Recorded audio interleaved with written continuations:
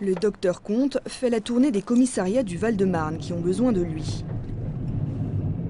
Les demandes arrivent à l'unité médico-judiciaire de l'hôpital de Créteil, avec qui il reste en contact permanent. Je pars du commissariat de Créteil, je t'appelais savoir s'il y avait d'autres commissariats qui étaient éventuellement tombés. Direction, le commissariat de Choisy-le-Roi, pour examiner un homme fortement alcoolisé, placé en garde à vue. Un taux d'alcool très élevé, ça peut être mortel hein, si on s'en occupe pas. Donc on va voir un petit peu avec les services de police ce qu'on va faire de ce monsieur. En fonction de ses antécédents, de son histoire, j'aurai peut-être plus d'informations en arrivant au commissariat. Le gardé à vue est un homme de 62 ans, interpellé pour violence volontaire. Il aurait menacé son fils avec une arme. Bonjour messieurs, dames. Bonjour docteur. Vous allez bien? Ouais, ça va. Ça va. Alors, il est comment? Il est conscient? Ouais, il n'est pas complètement endormi? Non. Il devrait pouvoir être examinable? Oui, tout à fait. Allez, bon, on va s'en occuper. Je vous laisse vous installer? Ouais, très bien, merci. Voilà. Entrez, asseyez-vous. Bonjour monsieur. Ça va, monsieur? Ça va? Je suis le docteur Comte. Je suis venu vous examiner pour la garde à vue. Je vous en prie, asseyez-vous. Est-ce que vous êtes malade? Non, moi comme ça, tranquille. Moi comme ça, café, whisky, Oui. tranquille, à dormir. Et vous êtes parti dormir. Et le whisky, vous en avez bu beaucoup? Non, moi comme ça, tranquille à la maison. Mamie est prison. Vous étiez tranquille chez vous? Ça d'accord, j'ai bien compris. Est-ce que vous avez mal quelque part là? Non, tranquille, monsieur, tranquille. Pas de douleur? Tranquille. Alors, moi je vais prendre la tension et puis je vais écouter le cœur. Attendez, hop, bougez pas. Après examen, le docteur Comte estime que son patient, malgré l'ivresse, est en état de supporter une garde à vue. Il n'y a rien qui cliniquement m'inquiète, hormis le fait quand même qu'il ait une cicatrice thoracique, ce qui veut quand même dire qu'il a sûrement eu une intervention chirurgicale, sûrement cardiologique. Donc là, ce que je mets, c'est qu'il est compatible avec la garde à vue à deux conditions.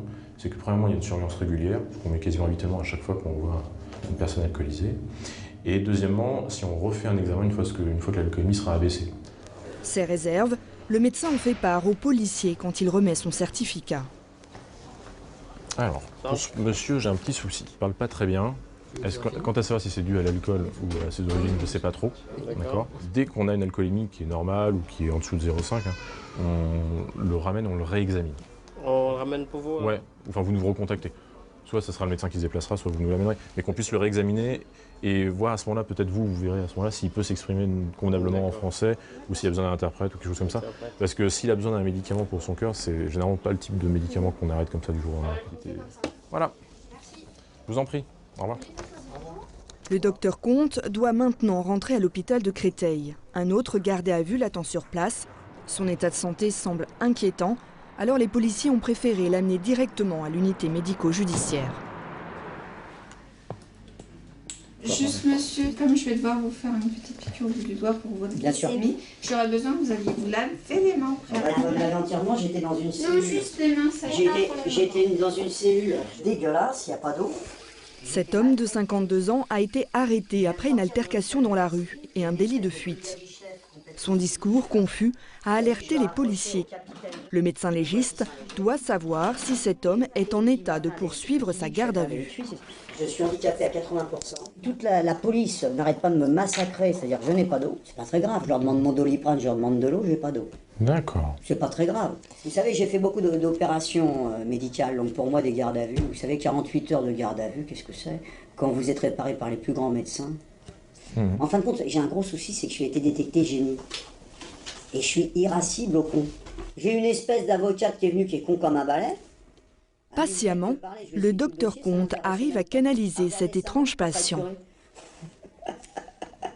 Elle était niaise, mais je vous explique. Quand j'ai vu sa tronche, j'ai dit c'est bon. Alors là, j'ai le pompon de la connerie. Moi, j'aurais quelques questions à vous poser. Bien sûr. Pour vos antécédents médicaux, parce que vous me dites que vous êtes handicapé à 80%. Parce qu'on est en train de faire la carte, puisque j'ai les disques L3, L4, L5, plus S4 AFC. Et surtout, j'ai besoin de mon Doliprane, ils me l'ont pas donné, j'ai tout emmené. Ça, je vais vous en donner, il n'y a pas de souci. Les gardés à vue n'ont pas le droit de conserver leurs médicaments sur eux. pour éviter toute tentative de suicide. Ce patient doit donc attendre la prescription du médecin pour prendre son traitement en présence d'un policier. Je vais permettre d'écouter votre cœur et d'écouter vos poumons. Bah oui, les poumons sont, il y a de l'amiante dedans et de la laine de verre. Mon père est mort le 11 septembre 93. Je vais commencer par le cœur. Vous pouvez respirer normalement. Il bat un peu vite, il va plus doucement. Excusez-moi, vous me dites. J'ai besoin de calme et de silence, et c'est pour ça que je vis à l'extérieur, je vis dans les jardins parisiens. Pour vous situer, j'ai fait toutes les garden parties de Chirac, j'ai fait toutes les ambassades, et vous me direz pourquoi, je sais pas, parce que je montre ma gueule et on me dit monsieur, et les autres sortent leur pièce d'identité. Le médecin se demande si le discours relève d'un délire pathologique. Il a besoin de l'avis d'un psychiatre. Il est ce qu'on appelle logorique, c'est-à-dire qu'il parle énormément. Il parle énormément. C'est pas forcément grave, mais ça peut des fois être un signe d'alerte. Ça, plus les propos qui peuvent être un peu irrationnels, qui sont à limite du délirant. J'ai demandé un avis psychiatrique pour voir si ce monsieur-là n'allait pas être dangereux pour lui-même et ou pour les autres. Je vous ai préparé des médicaments, qu'il va prendre pour la douleur, sachant que je viens de donner 2 là. C'est de l'Iprane, voilà, toutes les 6 heures, avec un verre d'eau. Comme le patient s'est plaint de douleurs au dos, les policiers ont accepté de ne pas le menotter à la demande du médecin. Bon courage, monsieur. Merci, docteur. Docteur, bon courage à vous. Bon courage à vous. Au revoir. Quelques heures plus tard, l'homme sera examiné par un psychiatre qui jugera son état incompatible avec la garde à vue.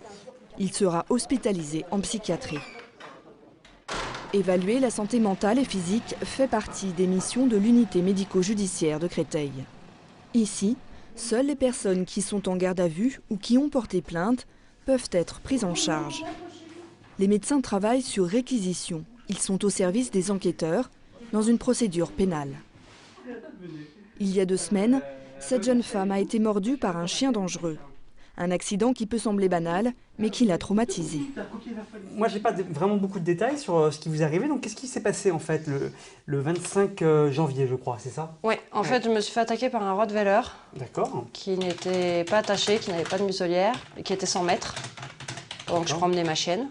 Ouais. Petit chien, de 3,5 kg. Ouais.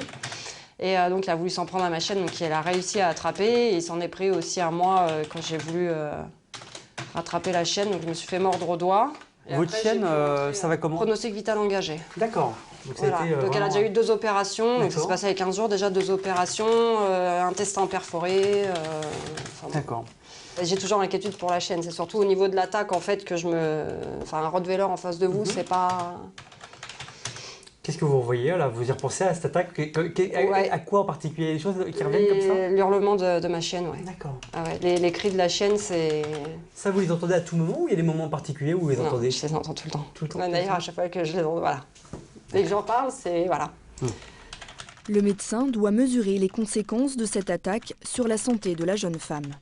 Le fait de les entendre tout le temps, c'est quelque chose là qui est très fatigant ou Oui, ouais. je suis épuisée, ouais. D'accord. Vraiment. Dès que je croise un chien, pour l'instant, c'est pas... Voilà, j'arrive pas à sortir... Je passe par l'autre entrée de la résidence, j'arrive pas à sortir de l'autre côté. Vous avez essayé ou pas? J'ai essayé, mais en fait, j'ai un blocage. Depuis l'agression, Christelle est perturbée jusque dans sa vie professionnelle. Le médecin légiste doit donc évaluer son incapacité totale de travail, que l'on appelle ITT. Pour cela, il a des critères précis, comme les troubles du sommeil ou la perte de poids. Allez-y. Ouais, donc vous avez a priori perdu parce qu'en plus il y a les vêtements là. Ouais. On a clairement un retentissement à la fois sur le sommeil qui est très perturbé. On a également un retentissement sur l'alimentation avec un amaigrissement qui est authentifié par la pesée. On a un retentissement sur ses activités sociales, sur sa vie sociale. Elle ne veut plus voir personne, elle a du mal à se concentrer à son travail.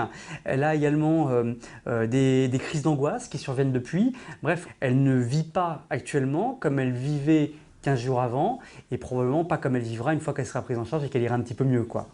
Quelle que soit la gravité des faits, toutes les victimes sont entendues avec la même empathie et la même bienveillance. Au commissariat, quand j'y suis allée, bon voilà, on vous prend la plainte, voilà, ici on écoute vraiment.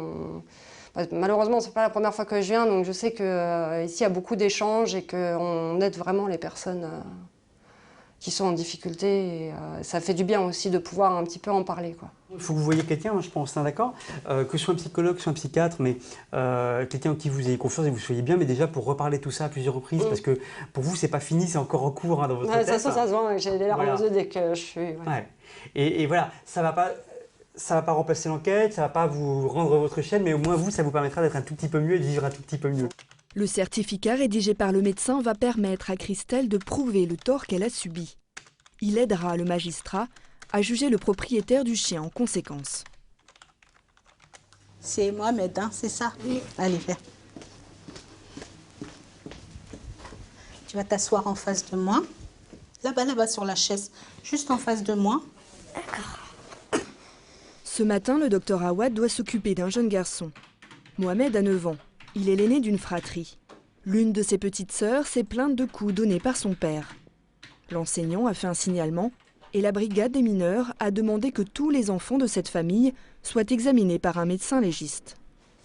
Alors, Mohamed, dis-moi, qu'est-ce qui s'est passé? En fait, ma soeur, comme elle n'a pas l'habitude de se faire frapper par des gifs, tout ça, après, elle a dit à l'école que... Mais ton papa, il n'a pas l'habitude d'être méchant avec ta sœur, c'est ça? Donc là, il l'a frappée, elle en a parlé à l'école. Il a une petite claque? D'accord. Et quand tu fais des bêtises, est-ce que papa, il s'énerve, il vous corrige? Oui. Mais ça dépend des bêtises qu'on fait. Quand c'est une grosse bêtise, admettons. Fait des petits gifs comme ça, et après, il nous punit. D'accord. Et quand, si on revient à ta sœur, elle a quel âge? Celle qui en a parlé à l'école? Oui, elle a 8 ans. Elle a 8 ans? Oui.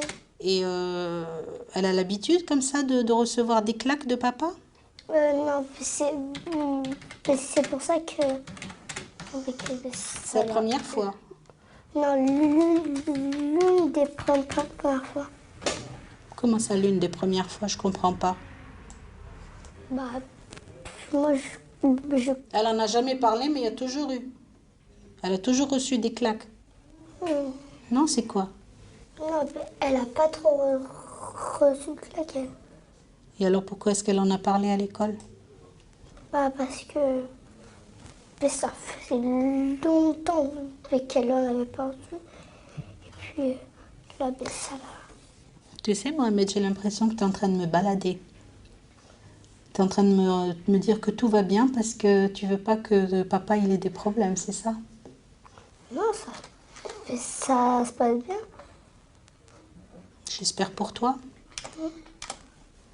Parce que nous, on est là pour t'aider, on n'est pas là pour faire du mal à ton père. Tu te fais soigner par le... Difficile pour le médecin de connaître la vérité. Alors, le docteur Awad essaie de la chercher en explorant le corps du garçon. C'est quoi cette cicatrice? Celle-là?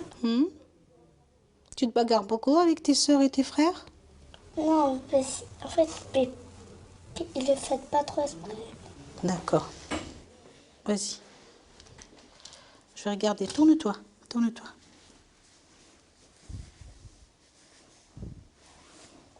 Bon, il n'y a rien au niveau des fesses. Ok. Tu te laves tout seul? D'accord. Que c'est quoi? Tu t'es fait ça comment? Je sais pas. D'accord. Tu joues beaucoup au foot? Ok. Le médecin ne remarque aucune trace inquiétante sur le corps de l'enfant. Elle note dans son certificat qu'il est en bonne santé. Ancienne cicatrice, niveau d'hygiène, tous les détails sont rapportés. Tu vois, j'ai écrit ce que toi tu m'as dit. Tu m'as dit qu'il n'y a pas de retentissement, qu'il n'y a pas de violence, que tu n'as jamais rien eu. Voilà. Tu vois, j'ai écrit ce que toi tu me dis. Mais moi, je ne suis pas persuadée. Après, je respecte ta parole. Dans la conclusion de mon certificat, j'ai mis qu'il n'y avait pas de signe clinique de négligence, ni de signe pas tant de maltraitance. Mais je ne vais pas écrire mon sentiment, c'est pas ce qu'on me demande dans un certificat médico-légal. On me demande juste de décrire les faits. Donc ce que l'enfant rapporte et ce que j'ai constaté au niveau de l'examen général. Voilà. C'est terminé, bonhomme. Le certificat du médecin va rejoindre les autres éléments de l'enquête policière. Des éléments qui, dans le cas du père de Mohamed, ne se révéleront pas probants. Voilà, L'affaire sera classée sans suite. Faire émerger la vérité, une tâche complexe pour le médecin légiste. Les enfants ont souvent peur de nuire à leurs parents. On sait quand un enfant nous dit la vérité ou quand il nous ment. C'est pas vraiment des mensonges, en fait, c'est des omissions. Voilà, c'est un mensonge par omission. L'enfant a peur. Ils sentent une responsabilité très importante dans le dos. Et ils essayent comme ils peuvent avec leurs petits moyens, soit de dire les choses, soit carrément de mentir. Le docteur Awad, qui travaille depuis plus de 10 ans dans ce service, a constaté que la maltraitance était mieux repérée aujourd'hui. En fait, la parole, c'est libéré. À l'école, un signalement se fait, parfois, c'est pas grave. Parfois, même si c'est fait avec excès, c'est pas grave. Et là, on a remarqué effectivement que le corps enseignant était beaucoup plus à même de faire des signalements, même en voyant que des bleus simples. Et c'est pas plus mal pour un enfant.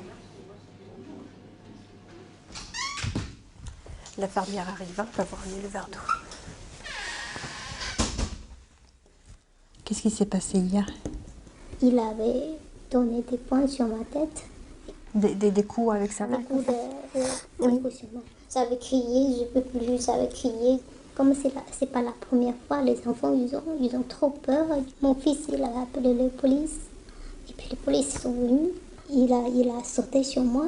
Il a voulu encore me frapper. Et puis les policiers, ils l'ont arrêté. Et puis ils l'ont amené au commissariat. Cette mère de famille vient de porter plainte contre son mari. Il l'a frappée hier soir. Ces derniers coups l'ont décidée à parler. Elle livre pour la première fois le récit de 13 années de violence conjugale. À le moment que je me repose un peu, je me mets sur le canapé en assise comme ça. Il est venu, il m'a tiré les jambes, il m'a tiré le pantalon, il m'a tiré le culotte. C'était quand ça? C'était quand? C'était, je sais plus, c'était quelle année? C'était 2007, je sais plus, c'était 2008. Et puis il m'a violée.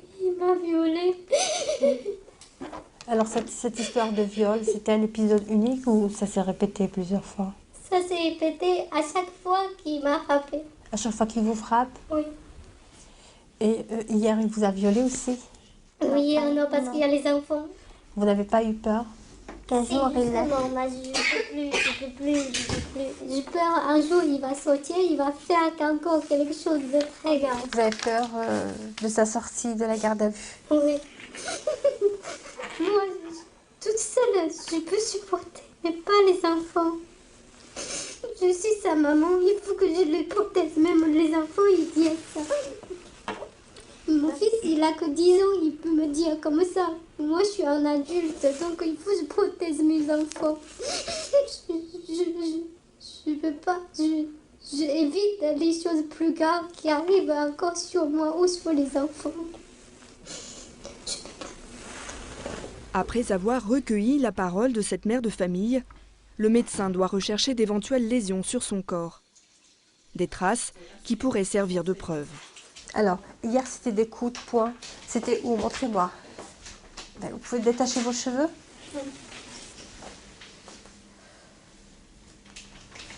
Le poing était fermé, hein, c'est ça? Avec la main fermée comme ça. Et après, deux fois, 3 fois, je sais plus, 2 fois avec des chaussures. 2 fois avec des chaussures. Des chaussures d'homme ou de femme? De femme. De femme? C'est mes chaussures. Avec des talons? Des chaussures de chambre. Chaussures de chambre. Des chaussons? Des chaussures plastiques. Plastique? Plastique dur ou souple? Souple. Souple, d'accord. Est-ce que vous avez saigné? Non. Non. Vous n'avez pas perdu connaissance hier? Non. Je vais voir vos jambes. Alors, pouvez vous allonger? Si le médecin demande ces précisions, c'est dans le but de trouver des lésions compatibles avec les coups reçus. Ça lui arrive de vous donner des coups au niveau des jambes? Non. Non. Chez cette femme, aucune trace visible des violences. mais des séquelles traumatiques indéniables. Depuis une dizaine d'années, la médecine légale évalue systématiquement le retentissement psychologique d'une agression. Le médecin lui propose donc une aide juridique et psychologique. Vous savez, ça existe aussi des associations d'aide aux victimes et aux femmes battues. Nous, on a un bureau d'association qui peut vous accueillir. Ils sont encore là, qui peuvent vous accueillir. Je vous emmène chez la dame des associations, elle vous expliquera tout ça. D'accord. Bon, madame, Merci, docteur. au revoir et bon courage. Merci, merci.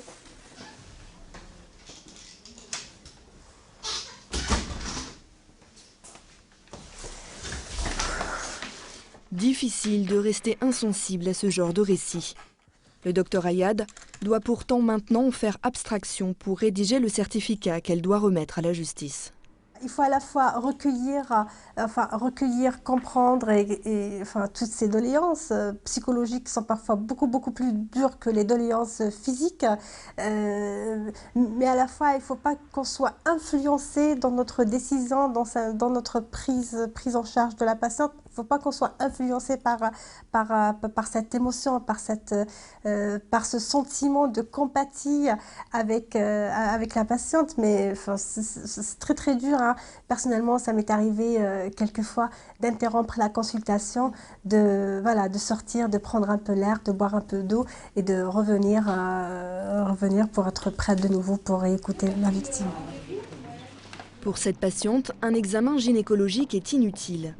Mais dans la majorité des cas d'agression sexuelle, c'est un examen capital qui se déroule selon un protocole bien défini.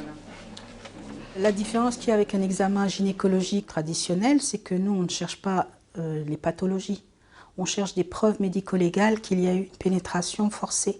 Donc des déchirures, d'autres violences, par exemple au niveau du pubis, comme des ecchymoses, des hématomes, des griffures. Si on a une lésion, il faudra une preuve. Donc on prend des photos. C'est des photos qu'on sera amené peut-être à montrer aux assises, quand on passe aux assises. Et c'est une preuve matérielle. Mais une photo ne veut pas dire grand-chose sans l'interprétation du médecin légiste. Le docteur Awad nous l'explique à travers cet exemple. L'entrée du vagin, c'est là. Ça, c'est la muqueuse de l'hymen, qui est assez épaisse. Et puis, à ce niveau-là, il y a la lésion traumatique. Et le fait qu'elle soit profonde et sanglante, ça prouve que c'est très traumatique et que c'est certainement dû à un coup de boutoir d'un pénis. Le recueil de preuves n'est pas la seule mission du docteur Awad. Elle assure aussi un suivi médical des victimes d'agressions sexuelles, comme celui de cette femme violée il y a 2 semaines dans une gare la nuit. Comment allez-vous, madame? Bien. Bien. Le moral? Ça va. Ça va. Alors moi j'ai des résultats donc des prélèvements de la dernière fois, des prélèvements de sang qu'on avait fait la dernière fois. Examinée quelques heures après l'agression, la patiente a pris une pilule du lendemain et reçu une trithérapie pour limiter les risques d'une contamination par le VIH. Des analyses de sang ont également été effectuées pour rechercher d'autres infections sexuellement transmissibles. Donc ça, c'était pour le VIH et l'hépatite C, c'est négatif. Et puis pour la syphilis, qui est une maladie sexuellement transmissible, c'est négatif aussi. D'accord, donc on va faire la prise de sang. Cette patiente sera suivie ici pendant 4 mois, une durée nécessaire pour s'assurer qu'aucune infection ne lui a été transmise. Tu as des nouvelles de l'affaire ou pas? Est-ce que la police a retrouvé l'individu ou pas? Pas encore. Encore. Le médecin profite de la prise de sang pour amener la jeune femme à se confier. Une ordonnance de 12 jours. Ça va, tu le supportes bien, le traitement? Oui. T'as pas de diarrhée, pas de douleur abdominale, rien? D'accord. Et moralement, comment tu es? Je t'écoute, je t'écoute. C'est le moment ou jamais, tu sais, de t'ouvrir un petit peu à nous. Tiens, c'est des mouchoirs. L'équipe lui suggère de parler à un psychologue, mais la patiente n'est pas prête. Bah de toute façon, tu reviens le 25 février, d'accord? Parce qu'on continue les prélèvements et on continue jusqu'à juin. D'accord? Peut-être la prochaine fois, tu iras un peu mieux et puis je pourrais te faire voir par le psychologue. Tu veux bien?